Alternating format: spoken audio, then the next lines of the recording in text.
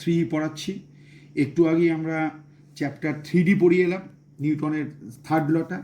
এবার গ্র্যাভিটেশন পড়তে হবে কিছু, মানে তোমরা নিশ্চয়ই জানো থ্রি এ চ্যাপ্টারে নন কন্ট্যাক্ট ফোর্স পড়া হয়েছিল। গ্র্যাভিটেশনাল ফোর্স হচ্ছে নন কন্ট্যাক্ট ফোর্স। কীরকম না, এইখানে একটা মাস আছে M1 আর এইখানে একটা মাস আছে, সেটা হচ্ছে M2। M1 আর M2-র মধ্যে যে ডিস্টেন্স অফ সেপারেশন সেটা হচ্ছে স্মলার। নিউটনের গ্র্যাভিটেশনাল ল কি বলছে? M1 M2-কে অ্যাট্রাক্ট করবে, আবার M2 M1-কে অ্যাট্রাক্ট করবে। তার মানে এরা মিউচুয়ালি অ্যাট্রাকটিভ ফোর্স। এই দুটো ফোর্সই হচ্ছে F, দুটো ফোর্সের ভ্যালুই হবে F। এবং এফটা কী হবে না, এফটা M1 M2-র যে প্রোডাক্ট তার সঙ্গে ডাইরেক্টলি প্রপোর্শনাল হবে। আর এদের যে ডিস্টেন্স আছে সেই ডিস্টেন্সের স্কোয়ার সঙ্গে ইনভার্সলি প্রপোর্শনাল হয়ে যাবে। এই দুটো ল, এক নম্বর লটা হচ্ছে এইটা আর দু নম্বর লটা হচ্ছে এইটা। এবার এই দুটো লকে যদি আমরা একসঙ্গে লিখি তাহলে একটা চলে আসবে ফর্মুলা। কীরকম ফর্মুলা না, এফ ইজ ইকুয়াল টু জি, তারপরে চলে আসবে M1 M2 divided by R square চলে আসবে। এই জিটাকে আমরা কি বলবো? Proportionality constant. মনে রাখতে হবে জি হচ্ছে প্রপোর্শনালিটি কনস্ট্যান্ট। দেখো তোমাদের বইয়ে কী লিখে দিয়েছে দেখো, তাহলে বুঝতে পারবে। দেখো কী লিখে আছে, দেখো F varies M1 M2, F varies 1 by R square. এই যে অ্যাকর্ডিং টু নিউটনের লটা কি বলেছে? অ্যাকর্ডিং টু নিউটন কি বলে দিয়েছে? The force of attraction acting between the two particles is directly proportional to the product of their masses and inversely proportional to the square of the distance between them.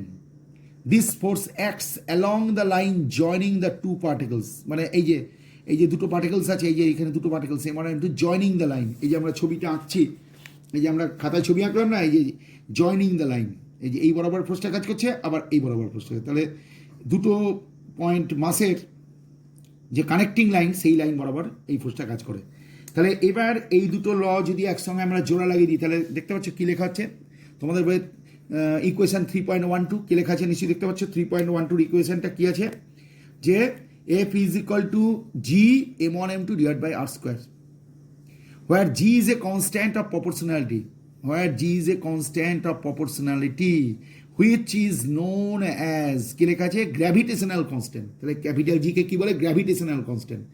The value of G remain same. এই যে কি লেখা আছে দেখো, the value of G remain same at all places and it is independent of the nature of particle, temperature, medium, etc. Therefore, it is a universal constant and is known as universal gravitational constant. তাহলে এটার নাম কি? Universal gravitational constant. তাহলে মনে রাখতে হবে এই capital জি কে, এই যে আমরা যে এখানে ক্যাপিটাল জিটা লিখলাম, এই যে ক্যাপিটাল জিটা লিখলাম, এটাকে বলা হয় ইউনিভার্সাল গ্র্যাভিটেশনাল কনস্ট্যান্ট। ইউনিভার্সাল শব্দটা কেন আসছে? এই কারণেই আসছে, এই যে দুটো পয়েন্ট মাস আছে, এই পয়েন্ট মাস কী ধরনের মলিকিউল দিয়ে তৈরি তার উপর ডিপেন্ড করে না। এবার এই দুটো পয়েন্ট মাসের মাঝে কি মিডিয়ামটা আছে, মানে এয়ার আছে না ওয়াটার আছে না অন্য কোনো গ্যাসিয়াস মিডিয়াম আছে, সেই গ্যাসিয়াস মিডিয়ামের কম্পোজিশন কি, তার উপর কিছুই ডিপেন্ড করে না। তার জন্য জিটাকে শুধু কনস্ট্যান্ট বলা হয় না, বলা হয় ইউনিভার্সাল গ্র্যাভিটেশনাল কনস্ট্যান্ট। তোমরা পরবর্তী উঁচু ক্লাসে উঠে জানতে পারবে এই যে এখানে মাসের কথা লেখা হচ্ছে, এই যে এখানে ডিস্ট্যান্সের কথা লেখা হচ্ছে, এটা রিলেটিভিটি থিওরি অনুযায়ী মাসের চেঞ্জ এসছে, আবার ডিস্ট্যান্সেরও চেঞ্জ এসছে, কিন্তু ক্যাপিটাল জি এর ভ্যালু তার জন্য কোনো চেঞ্জ আসেনি। তার মানে এইটা হচ্ছে গ্র্যাভিটেশনাল ল। এই যে লটা আমরা দিয়ে দিলাম, এটা হচ্ছে গ্র্যাভিটেশনাল ল। এর ওপর যদি রিলেটিভিস্টিক আইডিয়া সুপারপোজ করে তাহলে M1 M2 চেঞ্জ আসে, আর এর ভ্যালু চেঞ্জ আসে, কিন্তু জি এর ভ্যালু চেঞ্জ আসে না। তার জন্য এটাকে বলা হয় ইউনিভার্সাল গ্র্যাভিটেশনাল কনস্ট্যান্ট। কি বলা হবে? Universal gravitational constant. ব্যাস। তাহলে এবার ইউনিভার্সাল গ্র্যাভিটেশনাল কনস্ট্যান্টের ইউনিট কি হবে সেইটা বোঝার জন্য দেখো আমরা একটু আগে কি লিখলাম? এফ ইজ ইকুয়াল টু জি লিখলাম, তারপরে লিখলাম M1 M2 ডিভাইডেড বাই কি লিখলাম? আর স্কোয়ার লিখলাম। তাহলে দেখো if M1 is equal to M2 is equal to 1 and R is equal to 1, then F is equal to G. মানে জি কাকে বলে? এবার আমাদের ক্যাপিটাল জি এর ডেফিনেশন দেওয়ার চেষ্টা করছি। কীরকম ডেফিনেশন দেখো, ভালো করে লক্ষ্য করে দেখো কী বলছি। দেখো, gravitational constant capital G is numerically equal to the magnitude of force of attraction between the two masses each of কত লেখা আছে দেখো 1 kg placed at a separation of 1 metre. অর্থাৎ দেখো M1 M2কে আমরা কত ধরেছি, 1 ধরেছি, আরটাকে আমরা কত ধরেছি, 1। আমি যদি এখানে প্রপার ইউনিটগুলো বসাতে শুরু করি, 1-এর জায়গায় আমি যদি এখানে 1 মিটার, 1-এর জায়গায় 1 কেজি লিখে দিই, তাহলে তো তুমি বুঝতেই পারছো জি এর, তাহলে জি এর ব্যাপারটা কীরকম করে আসবে। তাহলে জি ইজ ইকুয়াল টু, তাহলে কী হবে দেখো, জি ইজ ইকুয়াল টু চলে আসবে F/² M1 M2। নিশ্চয়ই বুঝতে পারছো। এফের ইউনিট কী হবে, নিউটন। আর স্কোয়ারের ইউনিট কী হবে, মিটার স্কোয়ার। আর M1 M2 কোথায় বসে আছে, নিচে বসে আছে, তাহলে এখানে কি লিখতে হবে, kg⁻²। তার মানে 1 কেজি মাস, পয়েন্ট মাস, এর মাঝে সেপারেশনটা কত হবে, 1 মিটার। তাহলে এদের মধ্যে যে ফোর্স অফ অ্যাট্রাকশনটা কাজ করবে সেটা হচ্ছে ইউনিভার্সাল গ্র্যাভিটেশনাল কনস্ট্যান্ট। তাহলে ইউনিভার্সাল গ্র্যাভিটেশনাল কনস্ট্যান্টের ভ্যালুটা কি সেটা একটু জানতে হবে। সেটা কীরকম, না তোমার মনে রাখতে হবে, এর ভ্যালুটা হয়ে যাবে 6.67 × 10⁻11। এটা মনে রেখো, 6.67 × 10⁻11। তার মানে কি, এখানে একটা 1 কেজি মাস আছে, আর এর থেকে 1 মিটার দূরে আবার একটা 1 কেজি মাস আছে। তাহলে এদের মধ্যে যে ফোর্স অফ অ্যাট্রাকশনটা কাজ করবে তার ভ্যালু হবে 6.67 × 10⁻11 নিউটন। দেখো 10⁻11, তার মানে মাইনাস পাওয়ারটা অত্যন্ত বেশি। তার মানে বুঝতেই পারছো, 1 কেজি মাসের দুটো পার্টিকেলের মাঝের ডিস্টেন্স যদি 1 মিটার হয়, তাহলে এদের মধ্যে ফোর্স অফ অ্যাট্রাকশন অত্যন্ত কম হবে। কত, 6.67 10⁻11 নিউটন। তার মানে তুমি এখান থেকে বুঝতে পারছো এই গ্র্যাভিটেশনাল ফোর্সটা অত্যন্ত ফিবল, দুর্বল। তিনটে ফোর্সের কথা বলা আছে, ইলেকট্রোস্ট্যাটিক ফোর্স, গ্র্যাভিটেশনাল ফোর্স আর নিউক্লিয়ার ফোর্স। তার মধ্যে সবথেকে স্ট্রং ফোর্স হচ্ছে নিউক্লিয়ার ফোর্স। নিউক্লিয়াসের মধ্যে যে নিউট্রন আর প্রোটন আছে তাদের মধ্যে ফোর্স অফ অ্যাট্রাকশন আছে, এটা নিউক্লিয়ার ফোর্স বলে। আবার ইলেকট্রোস্ট্যাটিক ফোর্স তোমরা নিশ্চয়ই জানো, এটাও non conductor force. Positive charge particle, negative charge particle, positive charge particle, positive charge particle, negative charge particle, negative charge particle, এদের মধ্যে প্রথম ক্ষেত্রে কী হবে, ফোর্স অফ অ্যাট্রাকশন, আর তারপরে কী হবে, ফোর্স অফ রিপালশন। তাহলে গ্র্যাভিটেশনাল ফোর্সের ভ্যালুটা কিন্তু অত্যন্ত কম, অত্যন্ত দুর্বল, অত্যন্ত ফিবল। সব থেকে তিনটে ফোর্সের মধ্যে স্ট্রংগেস্ট ফোর্স হচ্ছে নিউক্লিয়ার ফোর্স, মনে রেখো। ইলেকট্রোস্ট্যাটিক ফোর্স হচ্ছে ইন্টারমিডিয়েট রেঞ্জের, আর এটা একেবারে কম। তাহলে তোমাদের বইয়ে যে সমস্ত গ্র্যাভিটেশনাল ফোর্সের যে সমস্ত বৈশিষ্ট্যগুলো আছে, দেখো কি বলছে, 1 নম্বর ক্যারেক্টারিস্টিক্স কি বলছে, ইজ অলওয়েজ অ্যাট্রাকটিভ। কারণ দেখো ম্যাগনেটিক ফোর্স বা ইলেকট্রোস্ট্যাটিক ফোর্স অ্যাট্রাকটিভ, রিপালসিভ দুই হতে পারে, এটা always attractive. Is directly proportional to the product of the masses, সেটা 1 নম্বর লতে বলেই দিয়েছে। আর কি বলছে, it obeys the inverse square law, মানে কি বলতো, F ভার্সেস 1/r²। এই যে is inversely proportional to the square of the separation between them. আর এই 4 number, is significant between heavenly bodies. Heavenly bodies মানে কি বলতো, সান আর সানের চারিদিকে যে সমস্ত প্ল্যানেটগুলো রয়েছে তাদের মধ্যে এটা চলবে। কিন্তু এখানে বলছে বাট ইজ ইনসিগনিফিকেন্ট, সিগনিফিকেন্ট না, কি বলেছে, insignificant between ordinary bodies because of small magnitude of capital জি। তার মানে আমাদের এই পৃথিবীতে এই আর্থ সারফেসের উপর যে সমস্ত ছোটোখাটো বডিগুলো আছে সেক্ষেত্রে ফোর্স অফ অ্যাট্রাকশন এমন কিছু নয়, এবং সেটা আমরা অনুভবও করতে পারি না। কিন্তু হেভেনলি বডিজের কথা যেগুলো বলা হচ্ছে, সূর্য, সান, অন্যান্য প্ল্যানেট, এদের ক্ষেত্রে কিন্তু এই যে ফোর্স অফ অ্যাট্রাকশন রয়েছে, গ্র্যাভিটেশনাল লয়ের ক্ষেত্রে যে ফোর্স অফ অ্যাট্রাকশন, সেটা কিন্তু সিগনিফিকেন্ট রয়েছে। তাহলে দেখো এই চারটে ক্যারেক্টারিস্টিক্স রেডি করে ফেলবে। তারপরে এখান থেকে তুমি ক্যাপিটাল জি এর ডেফিনেশন রেডি করবে। তারপর তুমি এই যে গ্র্যাভিটেশন ডেফিনেশন রেডি করতে গেলে কীভাবে লেখা হচ্ছে নিশ্চয়ই বুঝতে পারছো। ইউনিটটা তুমি লিখে ফেলবে, নিউটন মিটার স্কোয়ার kg⁻²। এগুলো কিন্তু পরীক্ষার জন্য খুব ইম্পর্টেন্ট হয়ে দাঁড়াবে। তারপরেই আমরা যেটা তোমাদের বই দেখো যেটা দেওয়া আছে সেটা তোমরা ঝট করে পড়ে গেলো, কী আছে দেখো, importance of the law of gravitation. তোমরা নিশ্চয়ই জানো সানের চারিদিকে প্ল্যানেটগুলো ঘোরে। তাহলে সানের চারিদিকে প্ল্যানেটগুলো ঘোরার জন্য কি লাগে, একটা ফোর্স লাগে। সেই ফোর্সটাকে কি ফোর্স বলে সেন্টিপিটাল ফোর্স। তাহলে মনে রাখতে হবে সান আর প্ল্যানেটের মধ্যে যে ফোর্স অফ অ্যাট্রাকশান রয়েছে, কি force of attraction, gravitational force of attraction রয়েছে, সেইটাই হলো বলা যেতে পারে সেন্টিপিটাল ফোর্স। তাহলে এখানে কি বলছে দেখো, Newton use this law to explain the motion of planets around the sun, the motion of the moon around the earth and the motion of the freely falling body. এগুলো সব এক্সপ্লেনেশন দিয়ে দেওয়া হয়েছিল কিসের মাধ্যমে, নিউটন। সুতরাং এইটা খুব ইম্পর্টেন্ট, মাথায় রেখো। তারপরেই দেখো তোমাদের চলে আসছে কি, এখানে একটা জিনিস তোমাদের এখানে পড়তে হবে, সেটা হচ্ছে গ্র্যাভিটি। দেখো এখানে গ্র্যাভিটি কাকে বলে, এই গ্র্যাভিটি বুঝতে গেলে তোমাদের কী করতে হবে, দেখো আমি তোমাদের একটা ছবি আঁকছি। মনে করো এটা হলো আর্থের এটা হচ্ছে সেন্টার, মনে রাখতে হবে আর্থের সেন্টারে আর্থের সমস্ত মাস কনসেন্ট্রেটেড। তাহলে আর্থের মাস কত ধরেছি, ক্যাপিটাল এম। আর আর্থ সারফেসের উপর একটা বডি রয়েছে, সেই বডিটা কত, এই বডিটার মাস কত, স্মল এম, নিশ্চয়ই দেখতে পাচ্ছ, আর এর মাঝের ডিস্টেন্সটা কত, ক্যাপিটাল আর। তাহলে এদের মধ্যে ফোর্স অফ অ্যাট্রাকশনটা কত হবে, এ ফিজিক্যালি কি লিখতে হবে, আগে জি লিখতে হবে, তারপরে কি লিখতে হবে, ক্যাপিটাল এম, তারপরে লিখতে হবে স্মল এম, নিচে কি লিখতে হবে, ক্যাপিটাল আর স্কোয়ার। তাহলে ক্যাপিটাল আরটা কি, ক্যাপিটাল আরটা বুঝতেই পারছো, এটা হচ্ছে রেডিয়াস অফ দ্য আর্থ, মনে রাখতে হবে। আর এই যে ফোর্সটা লেখা হলো, এটা কি বলা হলো, গ্র্যাভিটি।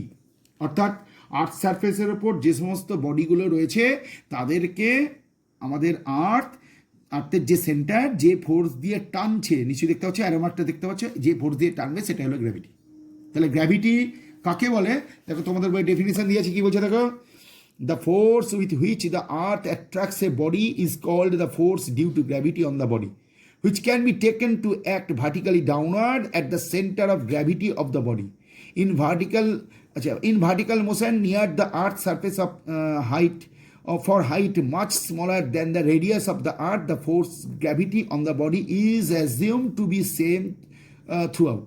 মূল ব্যাপারটা জেনে রাখো, এইখানে যে ইকুয়েশনটা মাথায় রাখো, কি লেখালো দেখো, F is equal to G capital M small M divided capital R square. তাহলে এখানে ক্যাপিটাল এম এর ভ্যালুটা কত, মাস অফ দ্য আর্থ, বুঝতেই পারছো বিশাল বড়, 5.96 10 টু দি 24। ক্যাপিটাল আর এর ভ্যালু কত, এইটা 6.37 10 6 মিটার। সেই অনুযায়ী ক্যাপিটাল এর ভ্যালুটা 1 কেজি মাসের জন্য কত হতে পারে, 9.8 Newton. Thus, Earth attracts a body of mass 1 kg by a force of 9.8 Newton towards the center. তাহলে দেখো, একটু আগে তোমরা নিউটনস ল তোমরা পড়েছো, সেকেন্ড ল পড়েছিলে, তাতে তুমি নিশ্চয়ই জানা আছে ফোর্স থাকলে কি হয়, অ্যাক্সিলারেশন থাকে।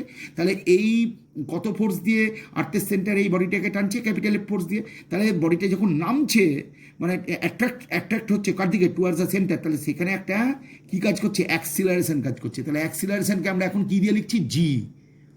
তোমরা নিশ্চয়ই জানো লিনিয়ার মোশন বা স্ট্রেট লাইনার মোশন পড়ানোর সময় তুমি নিশ্চয়ই জানো জিটাকে বলা ছিল গ্র্যাভিটেশন অ্যাক্সিলারেশন। তাহলে গ্র্যাভিটেশন অ্যাক্সিলারেশন পেতে গেলে কী করতে হবে, ফোর্সকে মাস দিয়ে ভাগ করতে হবে। ফোর্সকে মাস দিয়ে ভাগ করলে কী পাওয়া গেল, বুঝতেই পারছো, G M by R square. এই কোয়েশনটা দেখো, তাহলে বুঝতে পারবে। দেখো এখানে এই ফোর্সটা কে কাকে দিয়েছে, বলো আর্থের সেন্টার এই বডিটাকে দিয়েছে। কত ফোর্স দিয়ে টানছে, বলছে এই ক্যাপিটালের ফোর্স দিয়ে টানছে। তাহলে এই ফোর্সটা কে পাচ্ছে, এই স্মল এম এর বডিটা পাচ্ছে। তাহলে এই ফোর্সটাকে যদি আমি মাস দিয়ে ভাগ করে দিই, কি কার মাস দিয়ে ভাগ করবো, যার অ্যাক্সিলারেশন বের করতে চাইছি। কার অ্যাক্সিলারেশন বের করতে চাইছি, এই বডিটার। তাহলে এই বডিটার মাস দিয়ে ভাগ করলাম, তাহলে কত পেলাম, জিএম বাই আর স্কোয়ার। তাহলে মনে রাখতে হবে, এই জিএম বাই আর স্কোয়ারটাকে আমরা এক কথায় কি বলে দেবো, এইটা কি আমরা এক কথায় বলবো, gravitational acceleration on the surface of the earth. তাহলে মনে রাখতে হবে গ্র্যাভিটি কি, তার উত্তরে বলতে হবে গ্র্যাভিটি মানে হচ্ছে এক ধরনের ফোর্স। এই ফোর্সটা কে কাকে দেয়, বলে আর্থ দেয়। কার ওপর, আর্থ সারফেসের ওপর, বা আর্থ সারফেস থেকে খানিকটা দূরে যে সমস্ত বডিগুলো রয়েছে, দূরের যে বডিগুলো রয়েছে তাদের ওপর যে ফোর্স দিয়ে আর্থ টেনে নিচ্ছে, অ্যাট্রাক্ট করছে, সেটাই হচ্ছে তোমার এক কথায় গ্র্যাভিটি। তাহলে ফোর্স থাকলেই অ্যাক্সিলারেশন থাকবে। তাহলে সেক্ষেত্রে এই যে জিটাকে বলা হচ্ছে, এটাকে বলা হয়ে থাকে গ্র্যাভিটেশনাল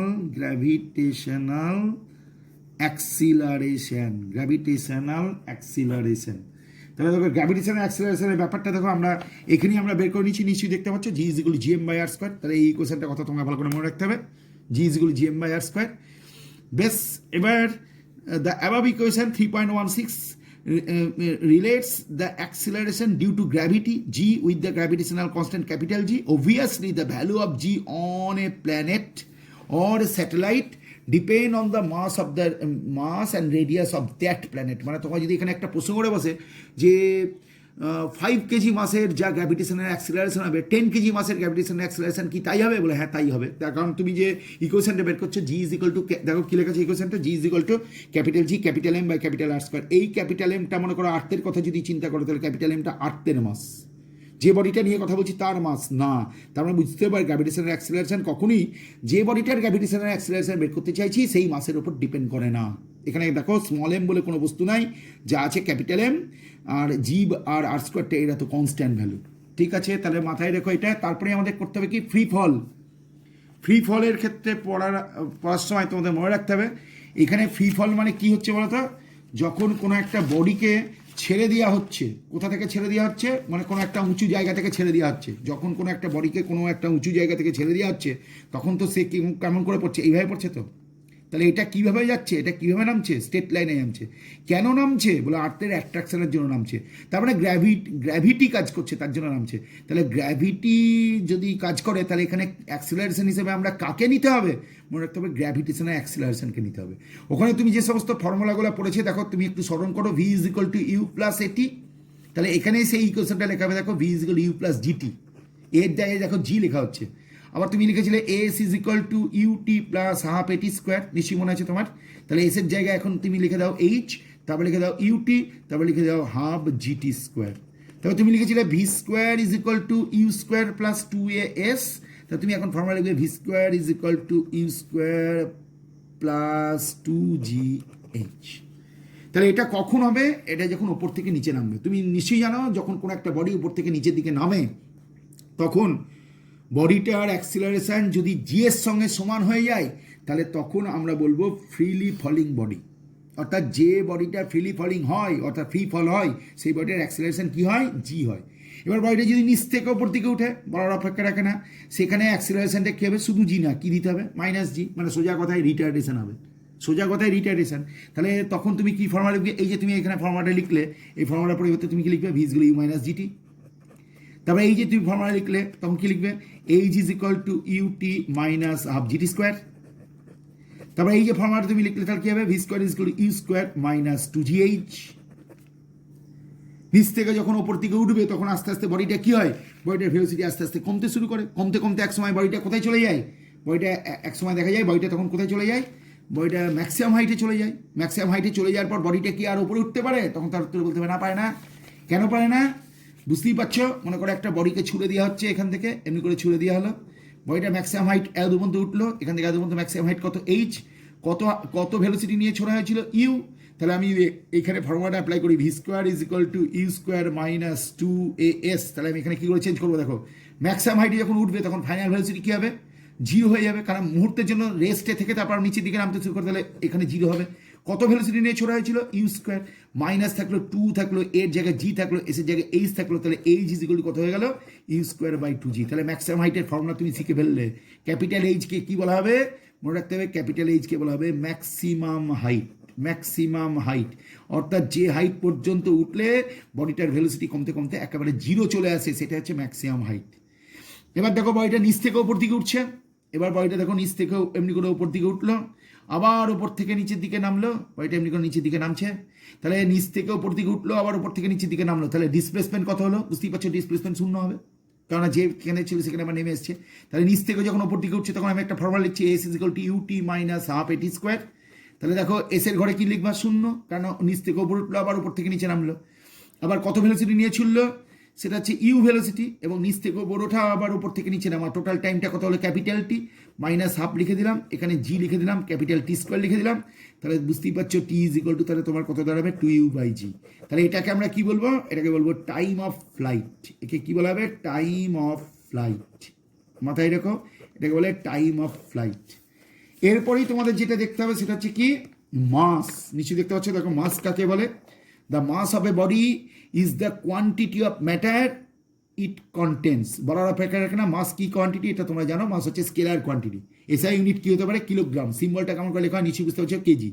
এবার তুমি ওয়েটে চলে এসো, the weight of a body is the force with which. দেখো ওয়েট অফ এ বডি, এটা যদি তোমাকে বুঝতে হয় তাহলে তোমাকে আমি একটু আগে যে জিনিসটা দেখালাম সেই জিনিসটা হবে। এই যে দেখো, এটা হচ্ছে আর্থ, এই যে এটা হচ্ছে আর্থ, আর্থের এটা হলো সেন্টার, আর্থ সার্ফেসের উপর একটা বডি আছে, এই বডিটাকে ধরে টেনে নামাচ্ছে, কে নামাচ্ছে, আর্থের সেন্টার টানছে।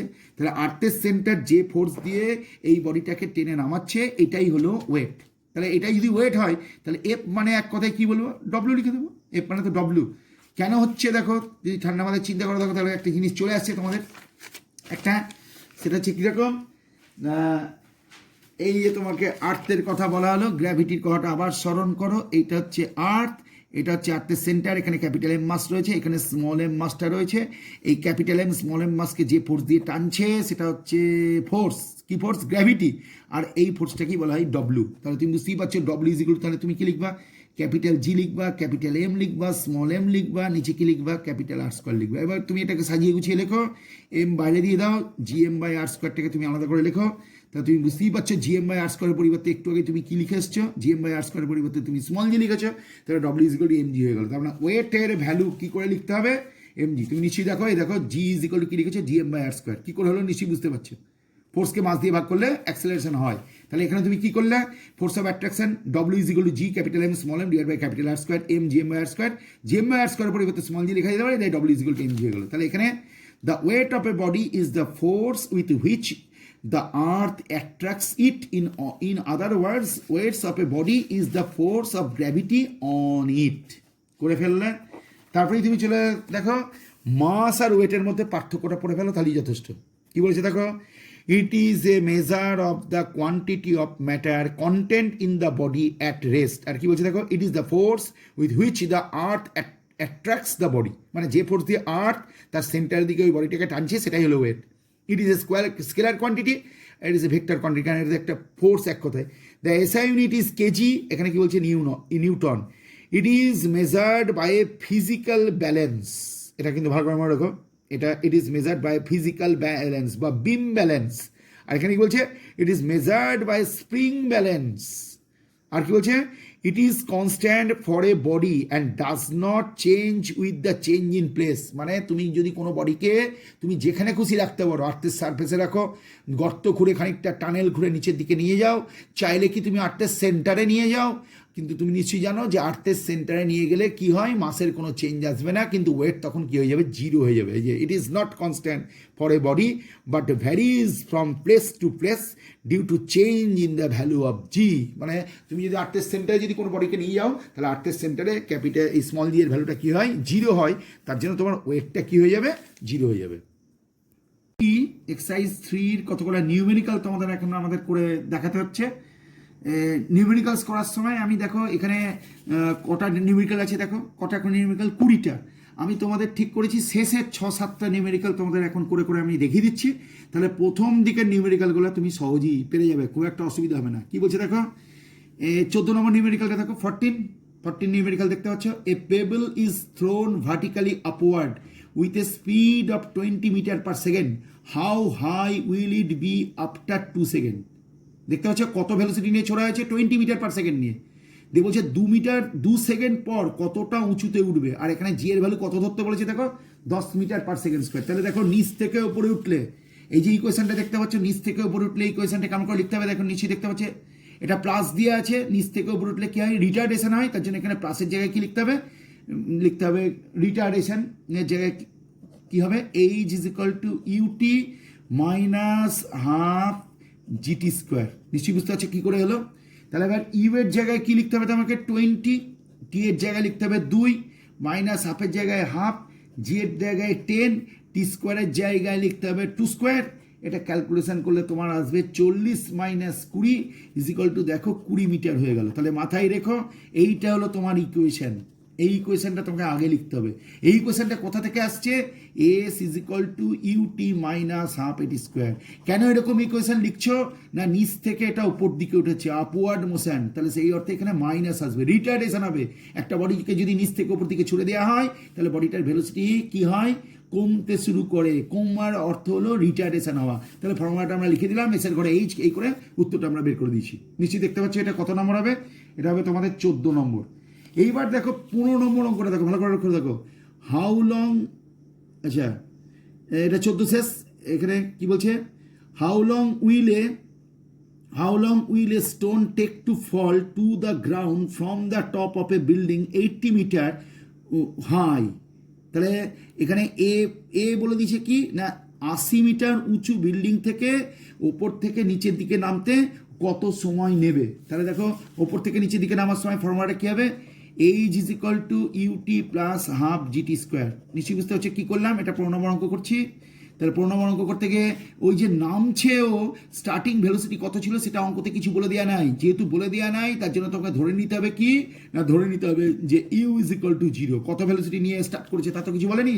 তাহলে এখান থেকে তুমি কি পাবে, এখান থেকে তুমি টি পেয়ে যাবে √2h/g।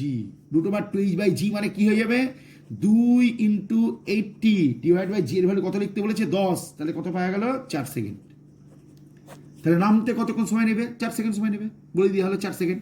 আর কি বলেছে 15 নম্বর এখানে কি বলেছে, what will be the velocity of the stone on reaching the ground. তাহলে রিচিং দ্য গ্রাউন্ড, তাহলে দেখো উপর থেকে নিচের দিকে নামছে, তাহলে ফর্মুলা হচ্ছে V is equal to U plus GT হয়ে গেল। ইনিশিয়াল ভেলোসিটি কিছু বলে দেওয়া নাই, তার জন্য ইউ এর ঘরে 0, জি এর ঘরে জি, টি এর ঘরে টি।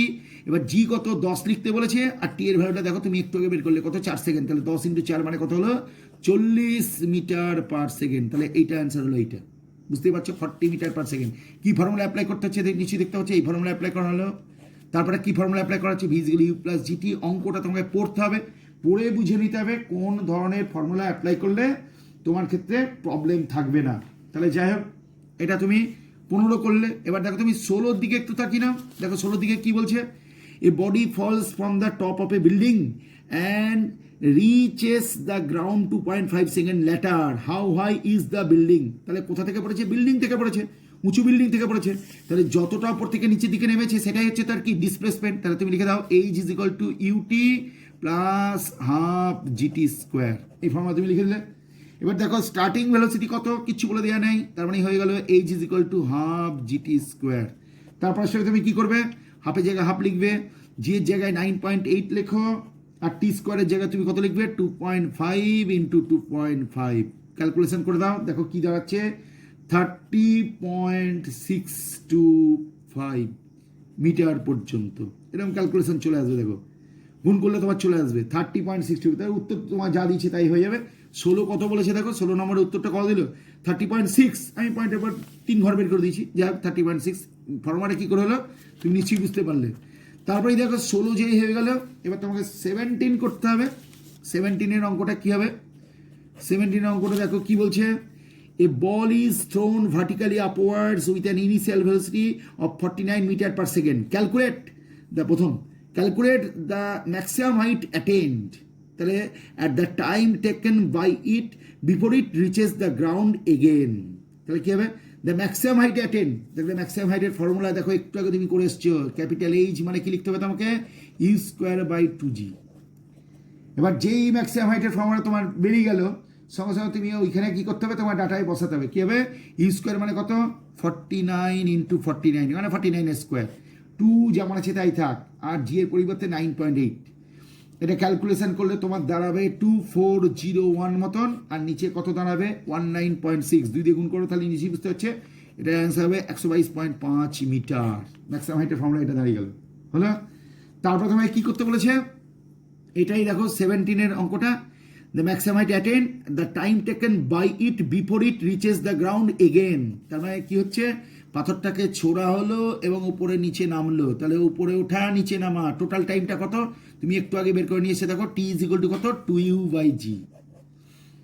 এটা কি করে হলো সেটা কিন্তু তোমাকে একটু আগেই শিখিয়ে দেওয়া হয়েছে, এটা তুমি বের করে নিতে পারবে, অসুবিধা কিছু না হবে না। এই দেখো তোমার এখানে দেখো কি আছে, দেখো এই যে তুমি ওপর থেকে নিচ থেকে ওপর থেকে নিচে নামলো, তাহলে S is equal U minus half square. S এর ঘরে দেখো যেখান থেকে শুরু হয়েছিল সেখানে আমার নেমে এসছে, তাহলে ডিসপ্লেসমেন্টটা কি হয়ে গেছে, শূন্য হয়ে গেছে। ইউ ওপরে ওঠা নিচে নামা যোগ করলে কত হচ্ছে capital T, U into capital T minus half G into capital T square, T ইজগুলো কত 2u/g। একে বলে টাইম অফ ফ্লাইট। তাহলে টাইম অফ ফ্লাইটটা দিলেই এখানে অ্যান্সারটা বেরিয়ে যাবে। টাইম অফ ফ্লাইট দিলে যদি অ্যান্সারটা বেরিয়ে যায়, তাহলে ব্যাপারটা কি তোমার দাঁড়াচ্ছে দেখো, এটা দাঁড়াচ্ছে 2 × 49 ডিভাইডেড বাই 9.8। এটা ক্যালকুলেশন করলে দাঁড়াবে তোমার 10 সেকেন্ড। তাহলে 17 শেষ, বুঝতেই পারছো। এবার তুমি 18-এ চলে এসো।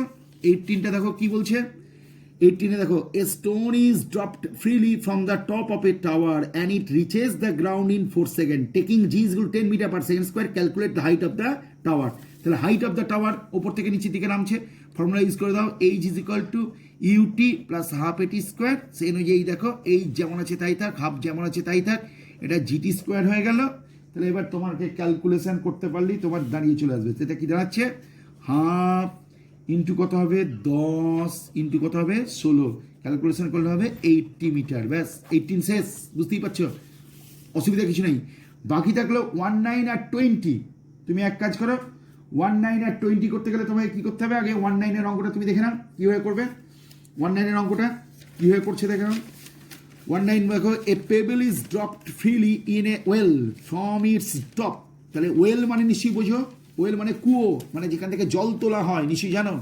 ইট takes 20 second for the pebble to reach the water surface in the well, taking G is equal to 10 metre per second square and speed of the sound এত দিয়ে বলছে the depth of the water surface. The depth of the water surface মানে কুয়োটার উপর থেকে নিচে কত দূর পর্যন্ত জলের লেভেলটা আছে। তা তুমি এখানে এক কাজ করো, ডেপথ যদি বের করতে হয় তুমি অ্যাপ্লাই করো H is equal to UT plus half AT square, এই ফর্মুলা লিখে দাও, হাফ জিটি স্কোয়ার ফর্মুলা লেখো। হাতে ঢিলটা ছিল, পেবল মানে একটা পাথর ছিল, সেটা হাত থেকে ছেড়ে দেওয়া হয়েছে, তার মানে ইনিশিয়ালি পাথরটা কি অবস্থায় ছিল, রেস্টে ছিল, তাহলে কত দাঁড়িয়ে যাবে, হাফ জিটি স্কোয়ার হয়ে যাবে। এবার হাফের জায়গায় হাফ থেকে গেল, দিয়ে কত হচ্ছে দেখো, হাফ ইন্টু তোমার দাঁড়াচ্ছে কত, half H is equal to half GT square, তাহলে হাফ ইন্টু কত হবে 10 ইন্টু 20 ইন্টু 20, এটা ক্যালকুলেশন করলে তোমার কত দাঁড়াচ্ছে, এ দেখো 5 কাটছে, তাহলে 5 ইন্টু 20 20 মানে 400, 5 ইন্টু 400 মানে কত, 2 পরে 3টে শূন্য মিটার। তাহলে এটা কত নম্বর দাঁড়িয়ে গেল, এটা 19 নম্বর অঙ্কটা হয়ে গেল, ফার্স্ট পার্টটা হয়ে গেল। এবার দেখো এইটা হচ্ছে কুয়ো, এইখান থেকে ঢিলটা পড়েছে, দিয়ে এই যে জল আছে এখানে জলে গিয়ে পড়লো, তাহলে এখানে জলে গিয়ে কী হলো, কুয়োটা ঢিলটা পড়ার জন্য কী হলো, জলে আওয়াজটা হলো, সেই আওয়াজটা কী করবে, এবার ওপর দিকে উঠবে, তাহলে আওয়াজ ওপরে উঠবে মানে কি, সাউন্ড ওপরে উঠবে। সাউন্ডের ভেলোসিটি কত দেখো, অঙ্কতে বলে দিয়েছে, সাউন্ডের ভেলোসিটি বলে দিয়েছে কত, দেখো এখানে কত লেখা আছে 330 মিটার পার সেকেন্ড। তাহলে এই সাউন্ড কতটা হাইট উঠবে, এই যে এখান থেকে এত পর্যন্ত হাইটটা উঠবে, কতটা হাইট বের করছো তুমি আগে দেখো, 2 পরে 3টে শূন্য মিটার, এটা তুমি বের করে ফেলেছো। তাহলে এখানে তুমি ফর্মুলা লেখো, height H is equal two velocity into time. তাহলে হাইটের ঘরে তুমি কি লিখবে, 2 পরে 3টে শূন্য, আর ভি এর ঘরে কি লিখবে 330, নিশ্চয়ই বুঝতে পারছো 330, আর কত টাইম লাগবে নিচ থেকে উপরে উঠতে টি, তাহলে টি ইজ ইকুয়াল টু তাহলে কত হলো, বুঝতেই পারছো 2000, নিচে থাকবে 330, অ্যান্সার হয়ে যাবে 6.06 মতন চলে আসবে সেকেন্ড। 6.06 সেকেন্ড মানে হচ্ছে 6.1 সেকেন্ড। তাহলে ঢিলটা ওপর থেকে ছেড়ে দিল, দিয়ে নিচে নামতে কতক্ষণ সময় নিয়েছে দেখো, 20 সেকেন্ড সময় লেগেছিল। তাহলে ঢিলটা ওপর থেকে নিচে নামতে কতক্ষণ সময় নিল, 20 সেকেন্ড। তারপরে জলে শব্দ হলো, সেই শব্দটা ওপর দিকে উঠলো, তার জন্য কতক্ষণ সময় নিল, 6.1 সেকেন্ড। তাহলে এখানে টোটাল টাইমটা কি দাঁড়াবে, টোটাল টাইমটা দাঁড়াবে এই 20 প্লাস 6.1, দ্যাট ইজ 26.1 সেকেন্ড। এটা গেল 19 নম্বর, 19 শেষ। এবার তুমি লাস্ট অঙ্কটা দেখে নাও। A ball is thrown vertically upwards from the top of a tower with an initial velocity of 19.6 metre per second. The ball reaches the ground after 5 second. Calculate the height of the tower, the vertical the velocity of ball on reaching the ground. তাহলে একটা tower থেকে কি করা হয়েছে, একটা tower থেকে ছোড়া হয়েছে, এই দেখো। তাহলে এটা 20 নম্বর অঙ্কটা দেখি এখানে কিছু করতে পারি কিনা আমরা দেখি। এই দেখো এটা টাওয়ার, টাওয়ার থেকে ঢিলটাকে ছোড়া হলো, দিয়ে এমনি করে উপরে উঠলো, দিয়ে এমনি করে করে করে করে এখানে নামলো। তাহলে টাওয়ারটা কীরকম জায়গা ছিল, এ বি, তাহলে এ ছিল, তারপরে বি, তারপরে এটা হচ্ছে সারফেস। তাহলে টাওয়ারের পাথরটা কোথায় ছিল, এইখানে ছিল, পাথরটা আলটিমেটলি কোথায় নেমে এলো, সারফেসে নেমে এলো। তাহলে পাথরটার ডিসপ্লেসমেন্ট কোন দিকে হলো, নিচের দিকে হলো, এবং কতটা ডিসপ্লেসমেন্ট হলো সেটা হচ্ছে এ বি। তাহলে এবার তুমি যদি ফর্মুলা অ্যাপ্লাই করো, S is equal to, S না করে তুমি এখানে এইচ লেখো, H is equal to UT plus half AT square, এই ফর্মুলা তুমি অ্যাপ্লাই করো, বেশ হলো। ভালো করে লক্ষ্য দেখো, পাথরটাকে ছোড়া হয়েছে কোন দিকে, ওপরের দিকে, পাথরটাকে ছোড়া হয়েছে কোন দিকে, ওপরের দিকে, আর ডিসপ্লেসমেন্ট কোন দিকে হয়েছে দেখো, এই অ্যারোমার্কটা ফলো করে দেখো, নিচের দিকে। তাহলে আমি এইচের ঘরে কি লিখবো, সোজা কথায় এইচের ঘরে আমি লিখবো মাইনাস এইচ, মাইনাস এইচ হয়ে গেল। এবার দেখো ইউটি, ইউ ইন্টু টি কোথা থেকে ছোড়া হয়েছে, এই এখান থেকে ওপরের দিকে ছোড়া হয়েছে, তাহলে এখানে কি হবে, এটা মাইনাস হাফ জিটি স্কোয়ার হবে। প্লাস চিহ্নটা মাইনাস হবে কেন, ওপরের দিকে ছোড়া হয়েছে, তার জন্য রিটায়ারেশন। আর ডিসপ্লেসমেন্টটা কোন দিকে হয়েছে, নিচের দিকে হয়েছে, ছোড়া হচ্ছে ওপরের দিকে, ডিসপ্লেসমেন্ট হচ্ছে নিচের দিকে। তাহলে এইচের ঘরে আমাদের এখানে কি লিখতে হবে, মাইনাস এইচ। তাহলে দেখা যাক minus H is equal two, আমি কি বসাচ্ছি, 19.6 ইন্টু 5, মাইনাস হাফ থাকছে, জি এর ঘরে থাকছে 9.8, আর টি স্কোয়ার মানে 5 স্কোয়ার মানে 25। এটা তোমার ক্যালকুলেশন করলে আসবে 98.122.5, এটা হচ্ছে মাইনাস এইচ। তাহলে এবার minus H is equal to কি দাঁড়াবে দেখো, মাইনাস 24.5। তাহলে এইচ ইজ ইকুয়াল টু কত হলো বলো, 24.5 মিটার। এটা খেয়াল দেখো, 2.24.5 মিটার হয়ে গেল। এবার আমাদের কিন্তু প্রথম সেকেন্ড, এবার কি করতে হবে, এবারের সেকেন্ড পার্টটা তোমাকে করে ফেলতে হবে। এবার 20 নম্বরের সেকেন্ড পার্টটা দেখো কি করতে হবে। 20 নম্বরের সেকেন্ড পার্টের জন্য আমি কি করলাম দেখো, কি বলেছে ভালো করে লক্ষ্য দেখো, কি বলছে দেখো, the velocity of ball on reaching the ground. তাহলে তুমি একটা ফর্মুলা লেখো, V is equal to U plus AT, বেশ করলে। এবার ইউ এর জায়গায় কি লিখবা, মাইনাস ইউ, এর জায়গায় কি লিখবা, জি, তারপরে কি লিখবা, টি। তাহলে কত দাঁড়াচ্ছে, -19.6। জি এর ঘরে কি লিখবা, 9.8 ইন্টু 5, তাহলে কত দাঁড়াচ্ছে দেখো, -19.6। আর এটা গুণ করলে কত হচ্ছে দেখো, এটা গুণ করলে 0, 5 9 45, 49 হবে, এটা 49। তাহলে -19.6 প্লাস 49, এটা ক্যালকুলেশন করলে তোমার কত দাঁড়াবে, 49 থেকে 19.6 তুমি যদি বাদ দাও তাহলে এটা হবে তোমার 4, এটা হচ্ছে 49 থেকে 19.6, তাহলে এটা তোমার মানে আছে, এটা তোমার দাঁড়াবে এইটা যে 29.4 মিটার পার সেকেন্ড। তাহলে আমি যেটা বলতে চাইছি, আমি 14 থেকে 20 পর্যন্ত অঙ্কগুলো করে